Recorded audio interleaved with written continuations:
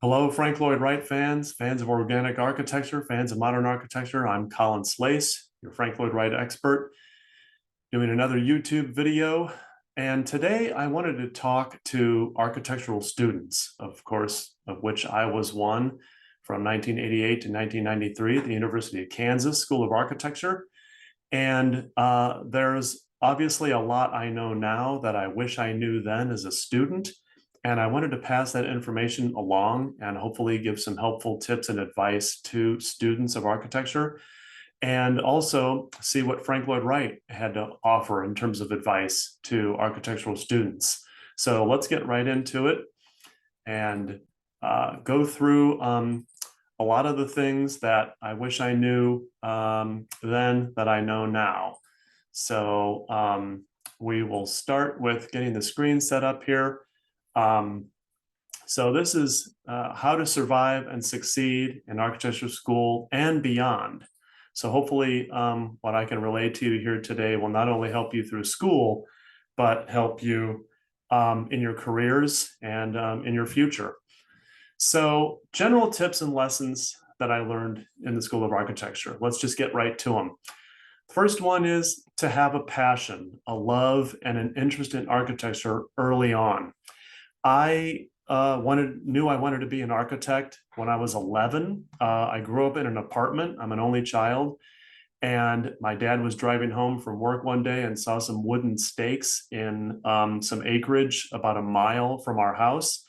My parents found out that houses were going to be built. They bought the very first property in this 167 home development, built our house. And that's when I fell in love with architecture. I visited the site every day for 6 months, looked at the plans, and I just absolutely loved it. I still do today. I loved the smell of the lumber. I loved the architectural drawings. I got to know the contractors, the builders, the site foremans, the salesmen, and everybody. And so I was lucky that I knew what I wanted to do from a very early age. Obviously, not everybody, necessarily has that scenario, but it really does. The more passionate and the more interested you are in it, the more you'll stick with it, and the more fun it will be to pursue your career. Number two, expose yourself to architecture, experience it, visit sites, take tours, ask questions. View internet platforms like this one, YouTube, Instagram, social media, etc. Read lots of books. So immerse yourself in architecture. Obviously, there's so much history to it. There's so much to it. It's so vast an art form. There's a lot to look at. There's a lot to experience. And I would recommend highly to like I said, immerse yourself, get into it as much as you can, as often as you can. There is a lot to know in terms of materials, code, ADA, design, trends, philosophies, principles, architects. There's just it's such a huge field that there's plenty to look at. The third one, architecture is demanding. It requires focus, attention, nurturing, endurance, and a lot of time. And that is true. It is a very demanding profession. It's a demanding major. I know that, at KU, obviously my first year or two, you had some studio classes, you had architectural history, but then you had your other liberal arts classes like calculus and physics. But as you get later on in the years of school, it becomes heavily studio oriented, design oriented, and it requires a lot of hours, a lot of time. I had a lot of late nights. In retrospect, I wish I had not done it that way. I made it a lot harder on myself than it needed to be. But we'll get into that maybe hopefully a little bit later. But it is demanding, so you need to really be serious about it. Architecture is not something you just sort of wing and try out. It's not like it's not something that you can just sort of dabble in. you're either all in or not, is at least is what I found out for myself. Another one is architecture is a way of life. It's a lifestyle, not just a job. And that kind of goes back to the previous one about how demanding it is.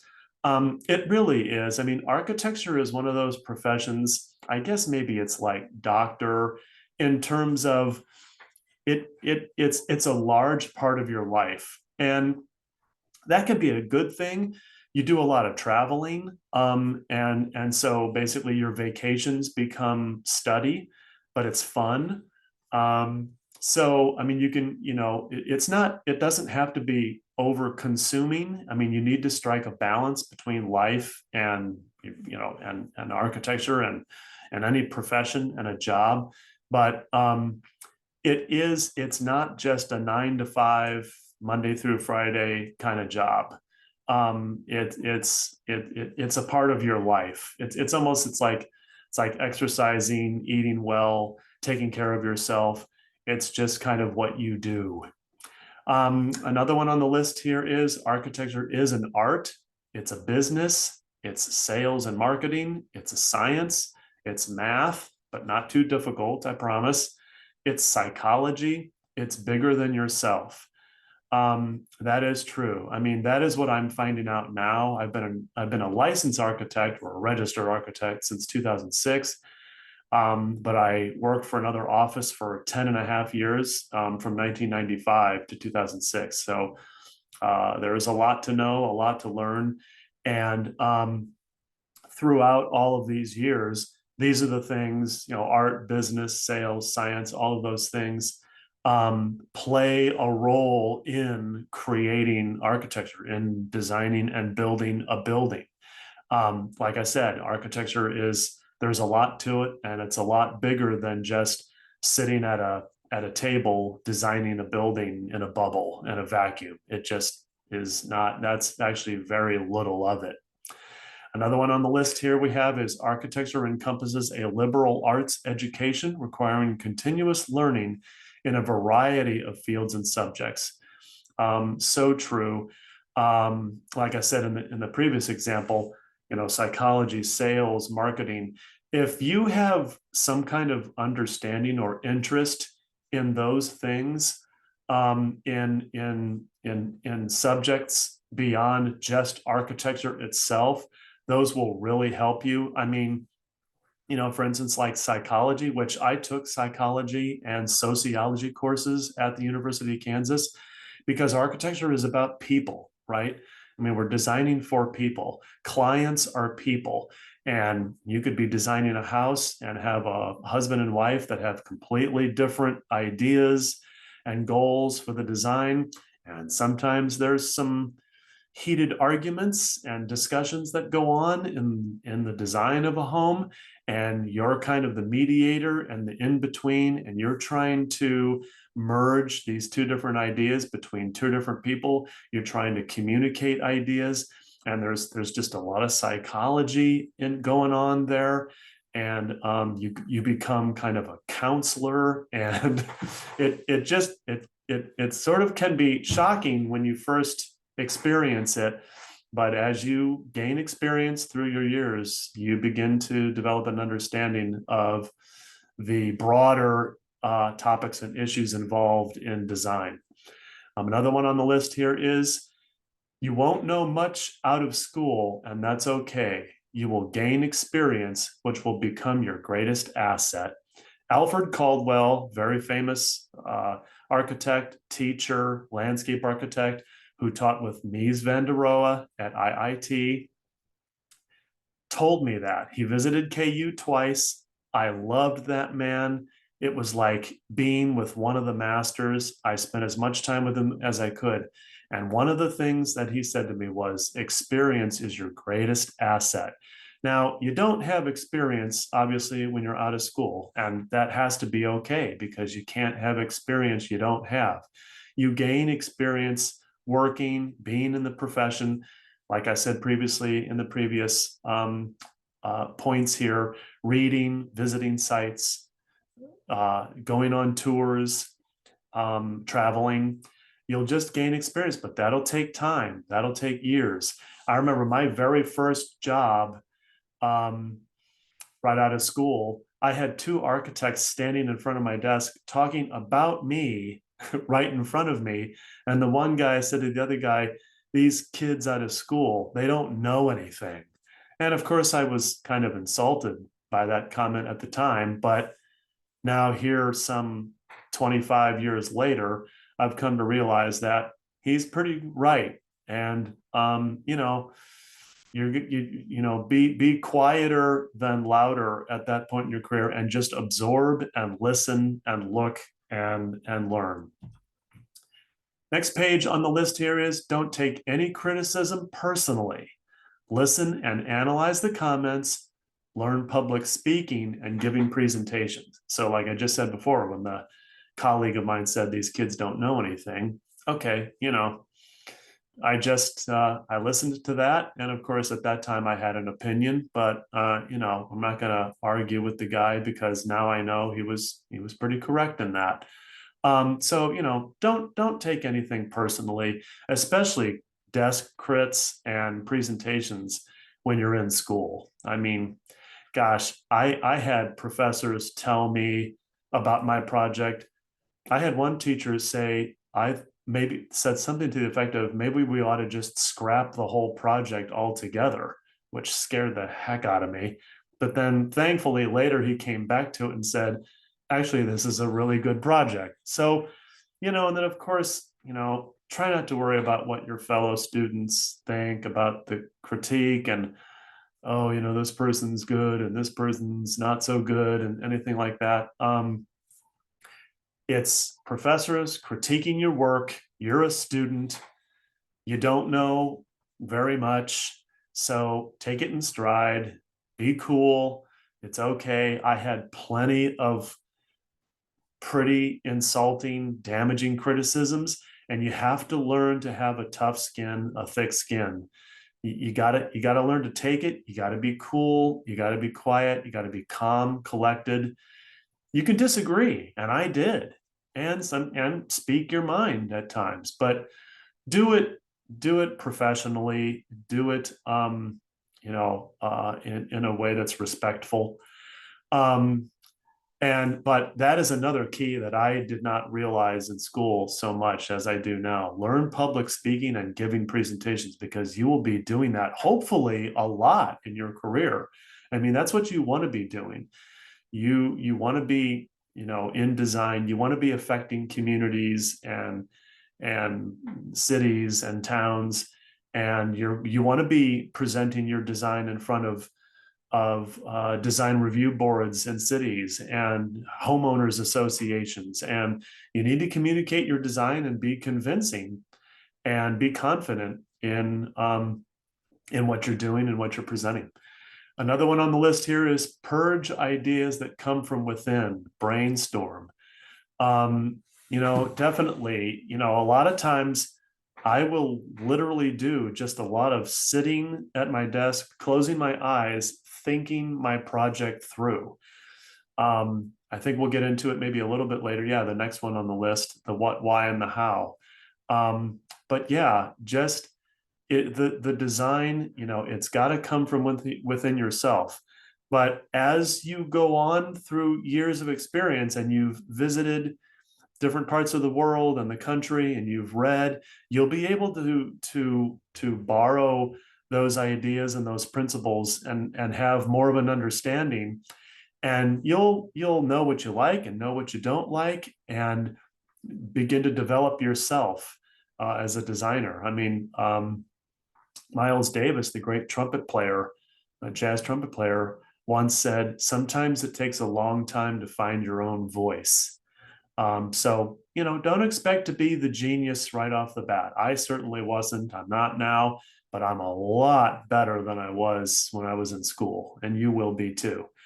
Another one on the list here is think, dream, and visualize first. Always answer what, why, and how. Very important, because you're going to be critiqued by professors, clients, board members, associations, lenders, developers, contractors, everybody. You're going to have to answer the questions. And when you get up in front of a professor and your fellow students with your design, if you can answer, what are what am I doing? Why am I doing it? And how am I doing it? And you're on solid ground with that, then you can be confident. But, you know, think, dream, and visualize it first. Work it over in your head. Work it out in your head before, as much as you can before you go to paper. Now, we'll get into it a little bit later. I know that that can be tricky sometimes because each week, at least at KU, we had, deadlines every Friday. You had to have floor plan, site plan, sections, perspective, and a model most of the time. So, we'll get into that later. I was always really slow and hard to figure all of that out and be the great genius designer in a week, every week. But the more that you can think it and dream it in your mind first, if you can develop that, that ability, the sooner the better. That is very helpful. Next one on the list here, architecture is a collaboration, working in teams with others.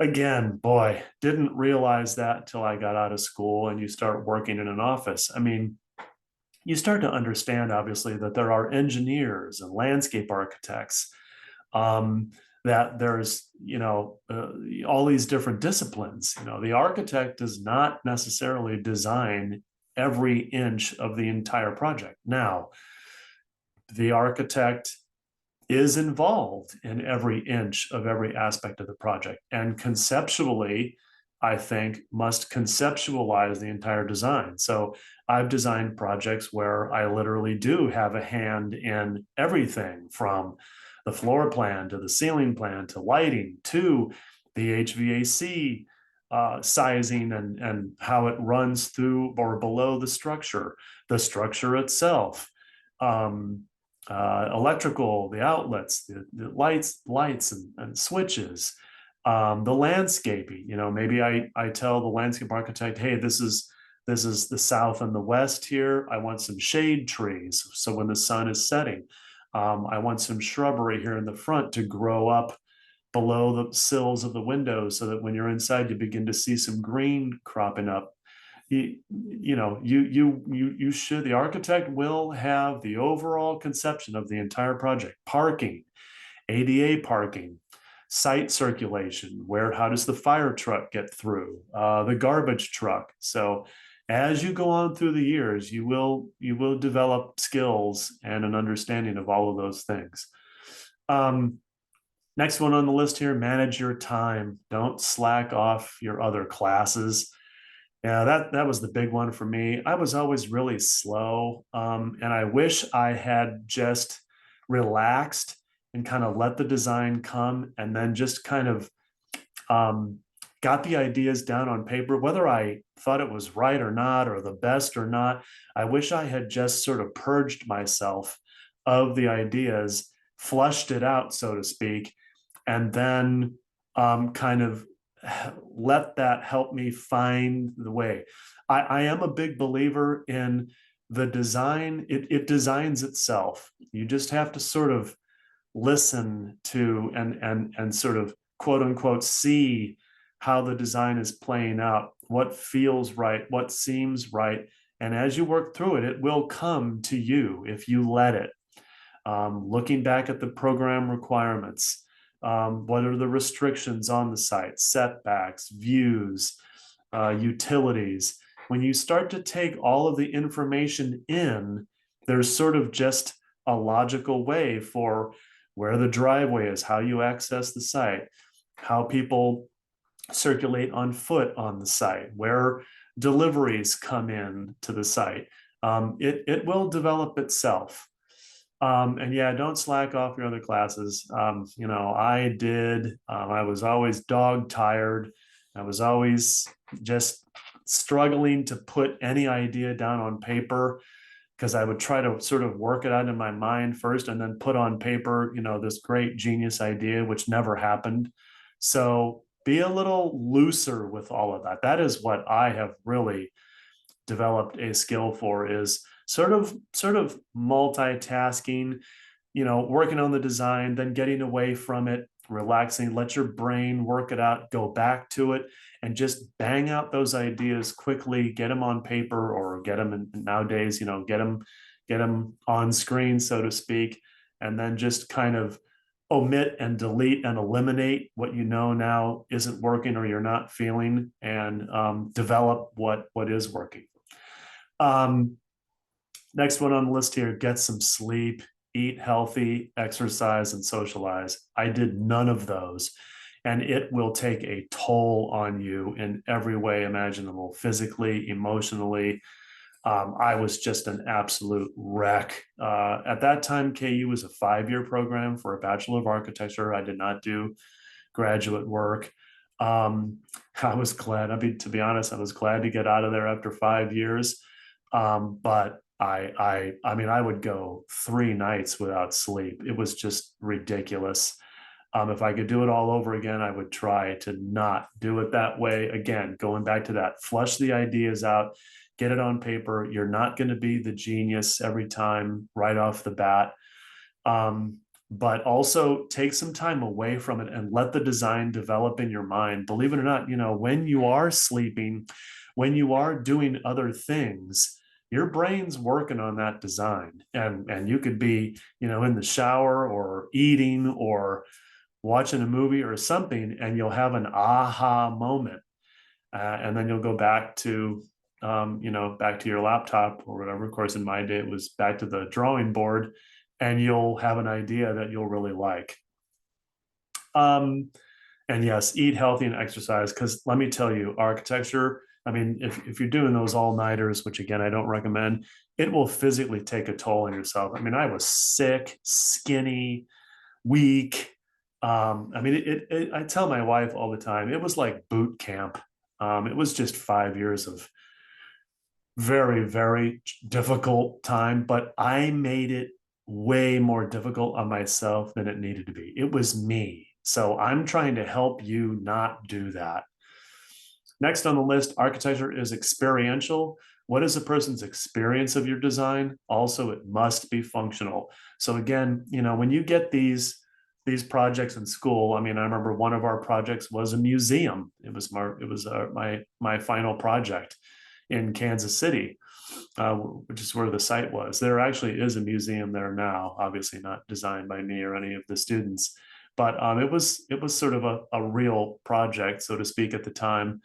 And it was great. It was a lot of fun.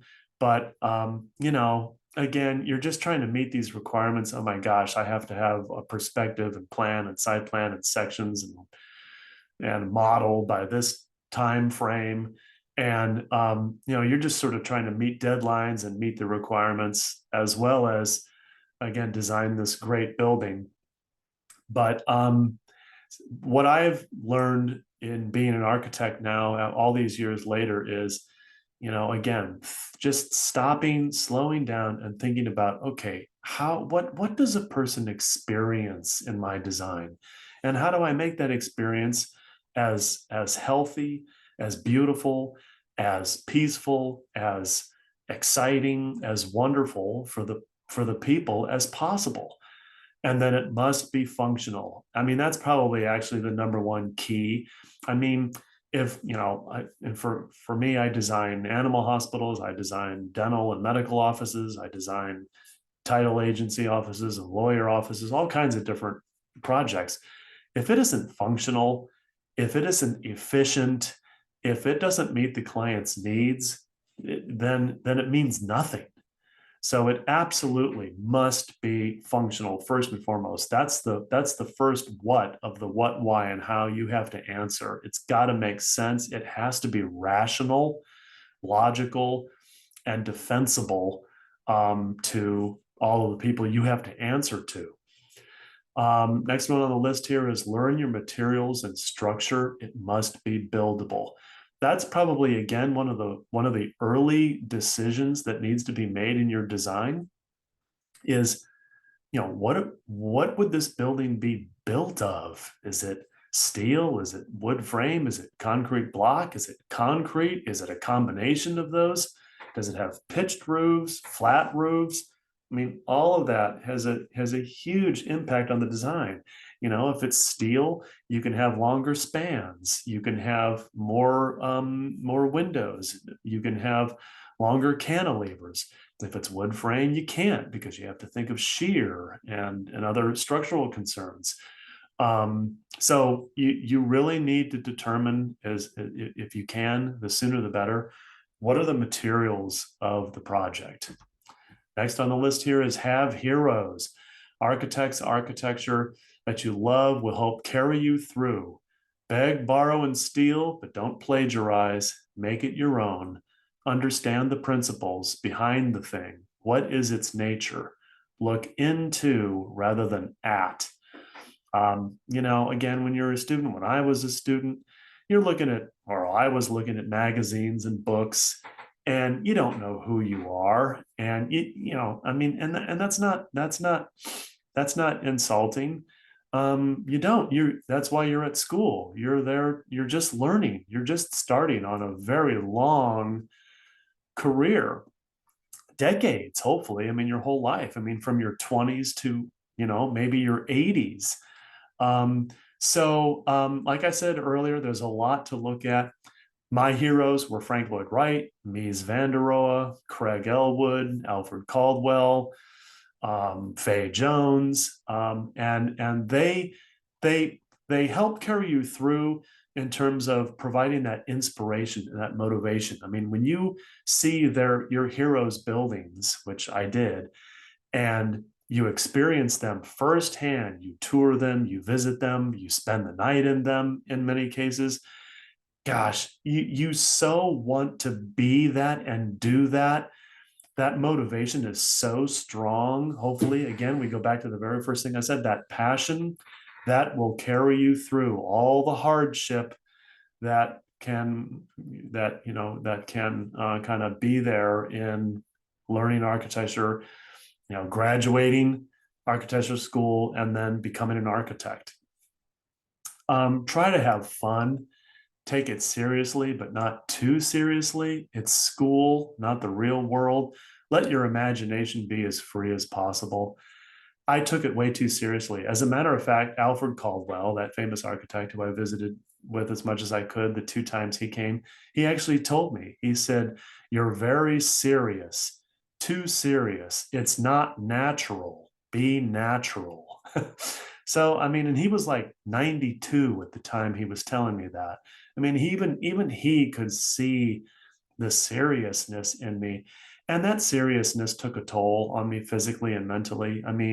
I remember my 4th year, there was about a half an hour when I did consider dropping out of architecture school. That's how hard I made it on myself. And thank God I didn't. And I soldiered on, so to speak, and I graduated, and I've never looked back. But boy, try to have fun again. Try to free yourself, free up your mind, be loose about your ideas and the design, and get it down somewhere. Purge yourself of it. Brainstorm it. Ask yourself what if a lot. Well, what if this was over here and this room moved over here? Or what if this was on the site this way? Is that better or worse? What does that do? Yeah, let your imagination be as free as possible. You're in school. It's not going to get built. You don't know not all the codes and all the ordinances are going to be at play. In our case, there was no budget. So be free about it. Develop that imagination, because you'll be reined in as you become an architect and later in your career. Budget, materials, the client, zoning ordinances, codes, American Disabilities Act, all of that it will rein in your design. Trust me. Your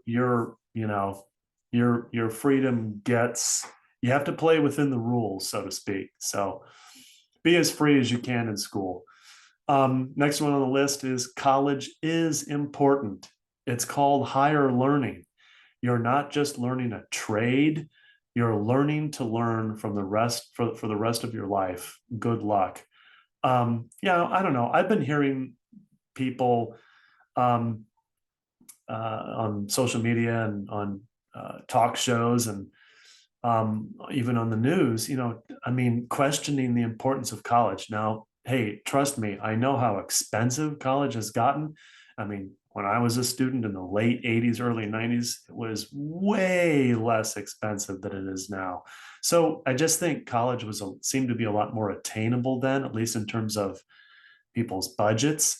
I know nowadays it's astronomical, but I will tell you, it is important.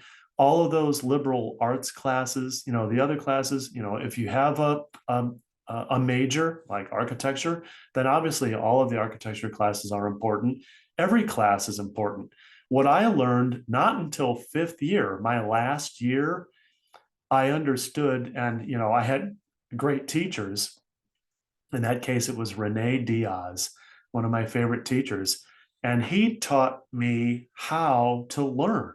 I mean, that was the first time in my academic career, I had books all over my drawing board. I mean, I was looking at I was looking at Egypt and Greece, and I just loved it. I really immersed myself in history and in architecture and in learning, kind of what my design was and how it was developing.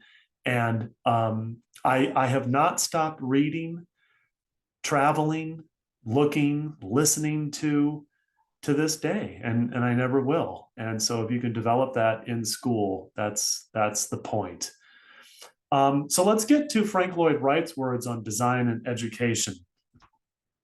The world's greatest architect, in my opinion. I've read many, many, many books about him, seen many of his buildings around the country, over 100. And I tried to research, what did Frank Lloyd Wright advise to architecture students? And here are some quotes from various readings and from Mr. Wright himself speaking to students. So the first one on the list here is quote from Frank Lloyd Wright. Quote, "If you're looking for the principle of the thing, you're always coming right side up." That's where you get into the looking into and not at. Understand the principle. Don't copy. Obviously, don't plagiarize. Try to learn. Try to understand why the design looks the way it does.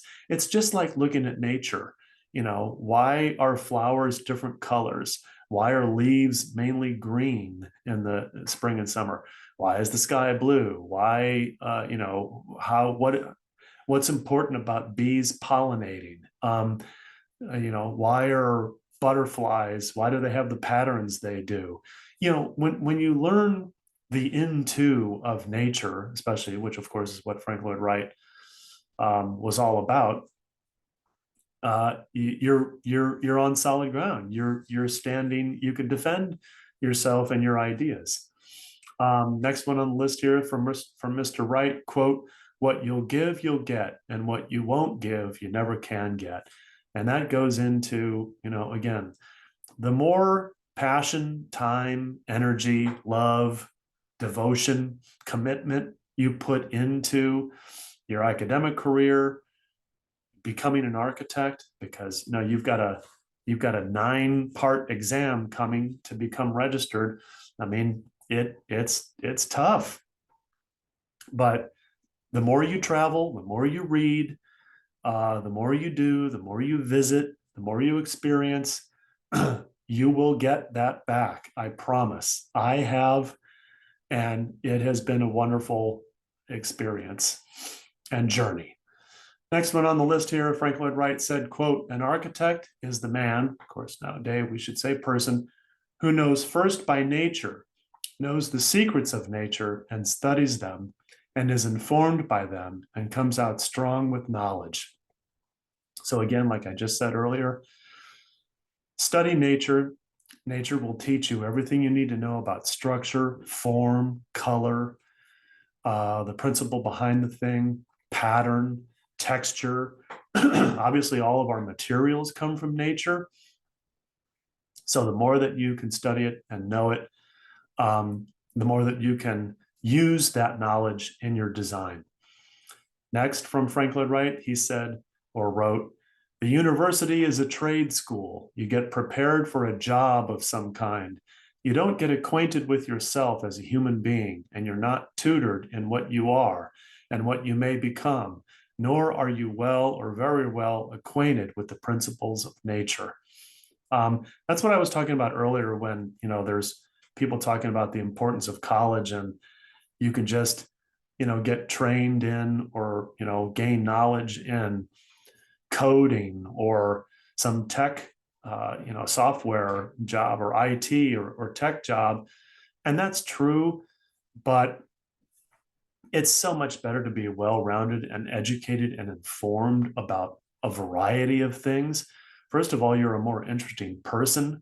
And then you can utilize that knowledge from other areas of what's going on in the world and apply that to your life, to your job, to your profession, and to whom you're developing as a person. I think the more that you can draw from, excuse the pun, but the more that you can have interest in a variety of topics, like what's going on with these lunar landers and the landers on Mars, what's going on with science and astronomy, what's going on with new medicines and the study on Alzheimer's and cancer. And the more that you just have a general interest, the more intelligent you become, and the more that you can apply that and use that in your life, to make you just a better person all around. Mr. Wright, the quote here also said, "But if you are really eager to learn, you look into the thing, not at it." And that is so true again. Today, we're so surface oriented. We're so looking at, we're looking at, these short TikTok videos, and, everything is video, of course, these days. Everything is these images coming at you. Everything is short attention span. There's not enough time to look into it. But, I strongly encourage you that if you can understand the principle of the thing, understand what's behind it, understand, that some of these influencers and stars and celebrities, they didn't become famous overnight. They started at the bottom. They struggled. They had things in their life that helped them develop to become who they were. They had motivating factors in their lives that helped mold them. How did Elon, why is Elon Musk the type of person that he is? Why is he so interested in so many things?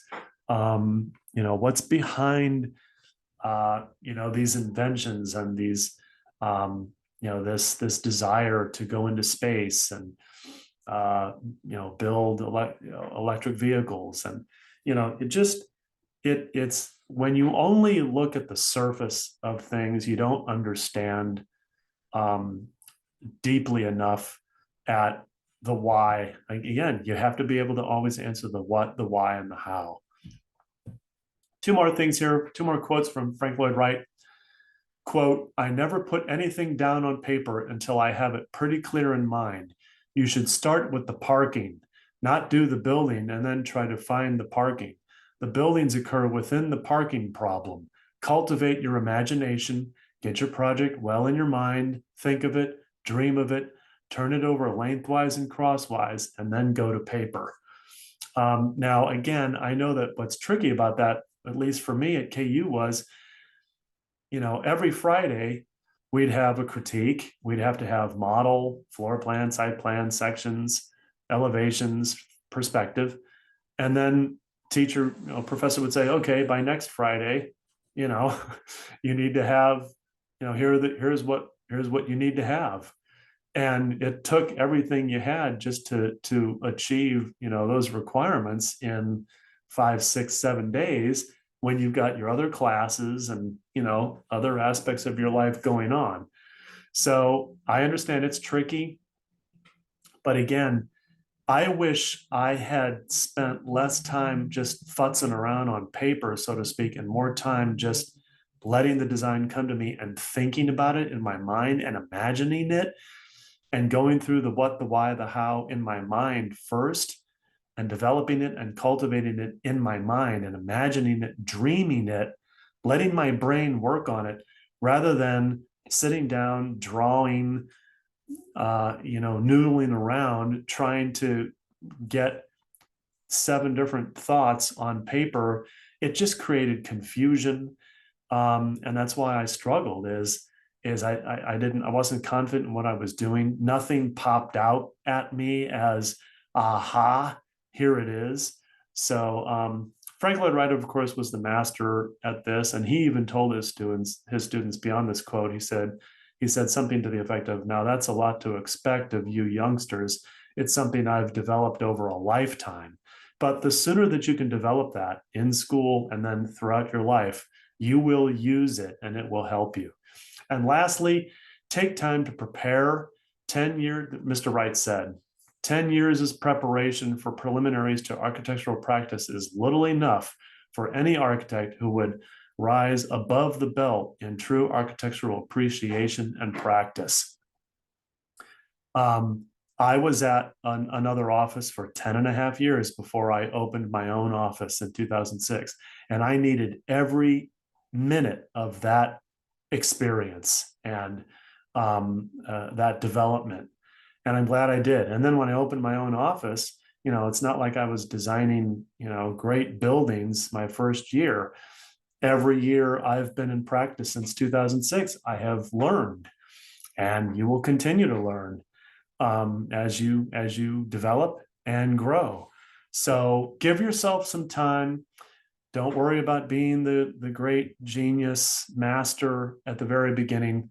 It will come, and as you gain experience and go through your career. So good luck, students, and I wish you all the best in your careers and your endeavors. Take care of yourselves. Bye-bye.